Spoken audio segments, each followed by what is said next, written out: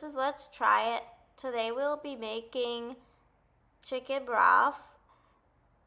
The ingredients I have today are a sliced carrot that is washed with a veggie brush and not peeled, a medium to large size onion, a piece of ginger that is washed and sliced, and 3 cloves of garlic here. I also have Italian seasoning, thyme, ground black pepper, and some salt boiling in a pot of water over here. So you could always add additional ingredients to this pot of water. Today we're just adding these vegetables here and the seasonings that I have. Really, I'm trying to bring out the flavors of these vegetables.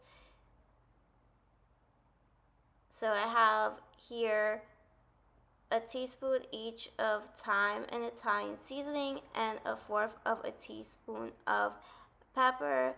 Again, I'm trying to see what will happen if I use just those vegetables, what kind of flavors would happen, and how this chicken broth would taste just with these spices alone. You could always add more spices to your liking. So we'll see what happens in the end.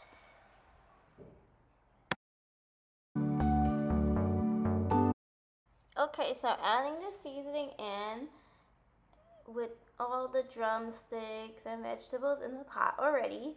You can of course check out a step-by-step list of instructions in the description below. We'll have this cooking for an hour, so check it in periodically. But you don't have to take off the suds that come off. We're going to strain the liquid later. So let's come back in an hour and see what we'll have.